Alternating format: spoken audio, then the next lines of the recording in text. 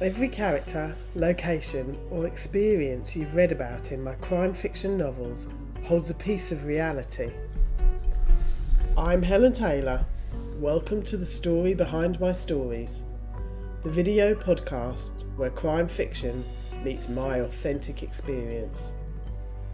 Here, we delve into the real-life inspirations and intimate stories that shaped my novels. Discover how my everyday encounters, adventures, and travels translate into tales as gripping as they are genuine. The story behind my stories goes behind the words on the page to reveal the backstory that inspires my writing. Hit follow or subscribe and ensure you're part of this journey. Hello everybody, welcome to the story behind my stories. The story behind Don't Die For Me, Argentina. It's the fifth book in the series, and this week we are going to talk about Broken Glass Mountain. I named it that. It's not called that in real life. I named it that because I was terrified. So after our first night, we rode on and we rode through some rivers and we had some clear plains that we would ride and have a bit of a gallop. And then we got to this point where horses, we were up really high and we were going down. And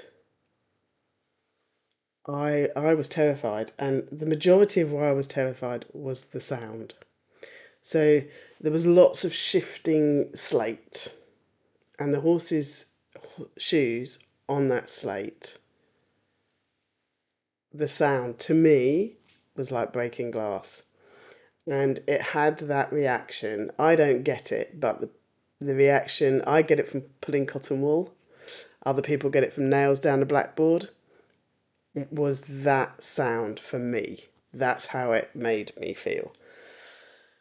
And I'm going to go straight in with the extract. Now, where I try and get across how that felt for me was, like I say, going downhill. This is going up. We went down at one point and we went up at another point. And I've made it steeper. I've made it more dangerous and less likely that you would go that route in the book, where it's just me, my actual experience, exaggerating it, twisting it, making it more terrifying. But it wasn't. It really was that terrifying for me.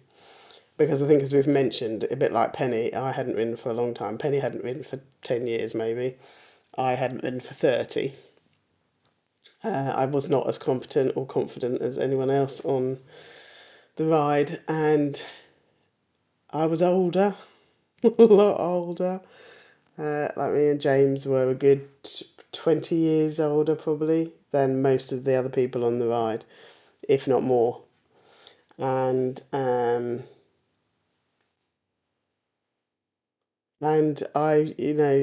much as I don't feel it really affected me, and I got the full experience, I probably was a little bit more nervous than I would have been because of my ACL injury. But let me read you the extract and then we'll see where we go from there. Breaking glass.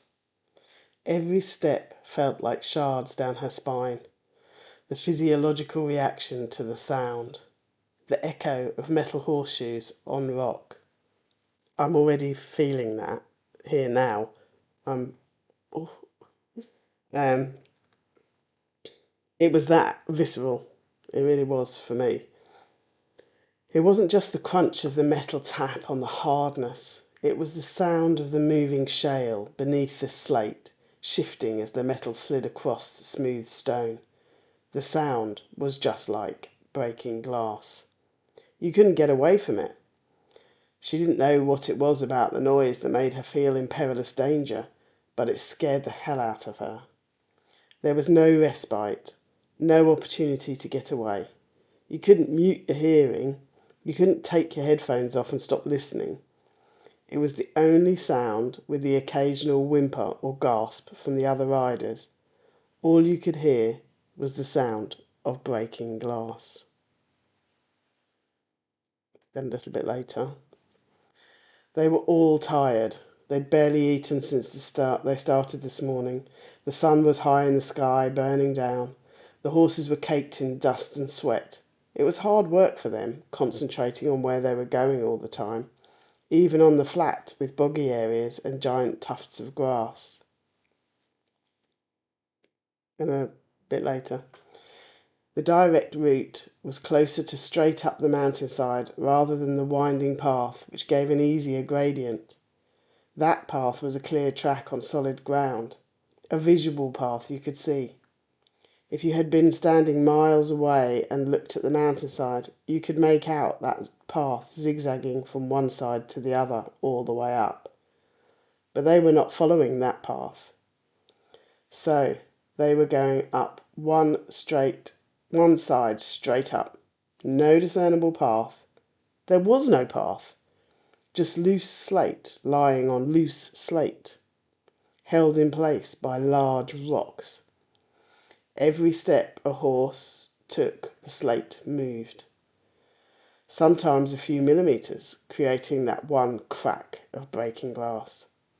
Sometimes a piece of slate would slide out from beneath the horse's hoof and slither down, maybe a few centimetres, maybe a metre or so. Sometimes all the way down the mountainside. Penny was terrified. She tried to steer Fudge to what looked like solid ground, locked in slate between rocks that were part of the mountainside. Anything that would give his hoofs purchase. As Andreas came up beside her, he repeated what he'd told her in the barn before they left that first night. Trust Fudge, he will look after you. Another step. The sound of breaking glass slicing up her spine again. Oh, I got a real shiver then. His shoulder dropped. He scrambled to regain that leg and place it forward. The sound of all four of his hooves on slate, sliding around and against the shale and rocks, filled her ears, her head, her mind. She didn't look down, but the sound at each contact terrified her more. If Penny could look around and take a moment to relax, she would see that every one of her fellow riders was in exactly the same position. They were each terrified. They were climbing the side of a mountain on flat metal shoes on loose slate. Penny tasted salt as she licked her lips, searching for moisture. She was too afraid to take her hand off the saddle or reins to reach for her canteen. The salty flavour mingled with a watery drop from a tear that had rolled down her cheek. She lifted her hand from the saddle and wiped her eyes with her forearm. She was terrified and, in that moment, she was sure she would be lucky to survive. But she would be damned if she was going to sit there and cry. She told herself to focus, trust Fudge, and give him all the help she could. She leaned forward, pushing her weight over his shoulders to help him. She tried to keep Fudge a distance from the next horse. All that kept going through her mind was that if Sombre, with Elizabeth, just ahead of them, should lose his footing, they would have no chance. She didn't even want to think if that happened further up the mountain. What might happen if Roberto's horse, Moro, or Gina, immediately behind him on Chicaro, lost their footing and slid even a metre? There was nowhere to go. Rocks lined the slight waterfall they were climbing. If any of them ahead lost their footing for real, everybody below would be taken out. All Penny could see in her mind's eye was horses and people sliding down the mountainside to the harrowing sound of breaking glass. Get a grip, she told herself, though what she really wanted was for Fudge to get a grip with every footstep he took. She wiped her eyes again, leaned over Fudge's shoulders, gave him his head, stroked his neck and whispered in his ear, "Good boy, Fudge. You can do it." She closed her eyes so she wasn't watching the sliding of Sombre's hooves in front of her. Her eye level was only just above his back hooves and just below his front as they continued to climb the side of the mountain of slate. Her eyes flew open again. She couldn't. She just couldn't. She tried looking at the ground. Just the slices of slate. Not where Fudge's hooves were going. Not where Sombre's back hooves lifted from. Just the slate. Just focus on the slate. She swallowed hard, still stroking Fudge's neck on one side, her head almost resting on his neck, her cheek against the side of his mane, whispering to Fudge, "Keep going. Fudge, you can do it. You're such a good boy." And to whoever was listening, God or the universe, she thought, "Please let us all make it to the top. Please let this end. Please get us all safely up the mountainside." It became a mantra. Fudge took a step, the sound of breaking glass, the squeak of the saddle straining as Fudge threw his weight forward on his shoulder and brought his hind legs behind him. A shard of slate slid. She said the words out loud. "Good boy, Fudge. You can do it." And in her mind, "Please let me make it out of here alive." That little routine continued every step that Fudge took. So that is a third of the way into the book. So you do get a sense, I hope, of how I felt. But that is one of the pieces that genuinely came from my own experience. It wasn't as steep, but those are the things that went through my head. First, the sound,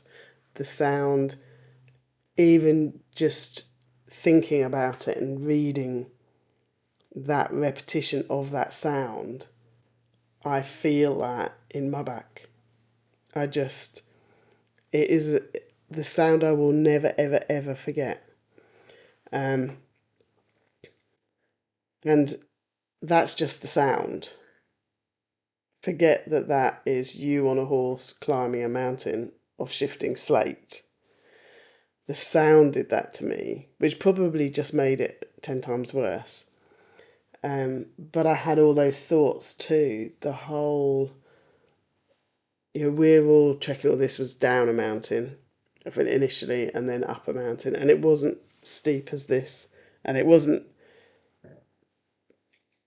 I do remember thinking, seriously? Are we really going down here? Are we really climbing up here? And I was absolutely terrified, both up and down. And the biggest thing is where you were. I was always towards the back of the pack, which Fudge just naturally seemed to be happy towards the back. He could be quite leisurely, trot to catch up when he needed to. But in this situation, being at the back wasn't where you wanted to be. Well, in my head, because I'm riding him up this mountain and I've got that sound that is making me terrified, and then all the stuff going through my head. What happens if he slips and it's just his feet slip right under him and he goes down? You would just go down with him and take out whoever was behind you. So part of me is like, if we go down, one, you're going to be ripped to shreds and it's going to hurt like hell and you're going to break loads of stuff. But all we might take out is the one or two behind us. But if someone higher up got taken out, slipped, slid, put the foot wrong, and slid down the mountain, then they would take everybody out. And if I could describe it, what I said in there about shifting bits of slate between rocks. So you've got these massive great crater rock things that you wouldn't be able to move. They're sort of part of the mountain. And you might have one slightly off centre to the left and then one slightly off centre to the right, if you like. And all of the different sized bits of slate are like locked in position between those two blocks holding them, but you've got that whole scenario all the way up. And they're held in place, but they're not firm. So it all just moves. And you can look and you can see, oh, okay, round the other side of that boulder, there I can see patches of real ground, not slate and stones. And I'd try and steer Fudge to go that way. And he'd be like, no, we're going this way. And I learnt later in the next bit that I was going to talk about, to properly trust Fudge. So that first one, when we were going downhill, was scary as hell. But obviously, me being at the back, I would just take everyone else out. So I could cope with that. But I was terrified. And I was also terrified, like I said in that, of him getting too close to the horse in front, because then he just needs to slip and he hits him and then his legs go under him. And yeah, it was probably, weirdly, in one way, one of the scariest things I've ever done. And I've jumped out of an aeroplane. So that tells you how scared I was. And was really trying to control Fudge and get him to go the places that looked. But then the next bit I was going to talk about is when it finally clicked what Andreas, or in real life, I'd been told to trust Fudge. And luckily, this next scenario happened in between the going down what I call Broken Glass Mountain, and the bit where we had to go up, because going up was scarier. But this other scenario happened in between. So by the time we were doing the going up, I trusted Fudge. But on this going down one, I didn't. I thought I knew better for what I could see. But as it turns out, Fudge knew better. Every time, Fudge knew better, and we were much safer in his hands when he had control than in my hands. But I hope that you get the sense when you're reading the book of that sound. It is just that sound, which, like I say, was visceral to me.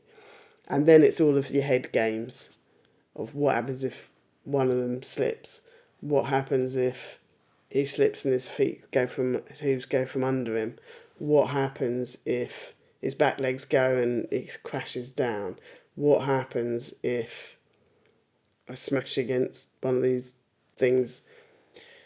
And it's all of that going through your head with that sound. And I suppose me labelling it Broken Glass Mountain, that almost gives you the visual of these jutting rocks that are all spiky holding together all these slates. And then the sound being of broken glass, maybe in my head that makes the rocks and the slates all feel like broken glass. But as you can tell, it stayed with me. It was maybe 20 minutes, um, but it stayed with me. It really stayed with me, and I couldn't have written "Don't Die for Me, Argentina" without Broken Glass Mountain. And so I'm going to leave it there this week and pick up next week the next point, which is when I I learned to trust fudge. And remember that it's out. It is out. Paperback, hardback, Kindle, and always on Kindle Unlimited for a free read. So if you've read it, thank you very much. And if you loved it as much as the reviews I seem to be getting at the moment, then please do leave a review, because it means the world to an indie author. Thank you. See you next week.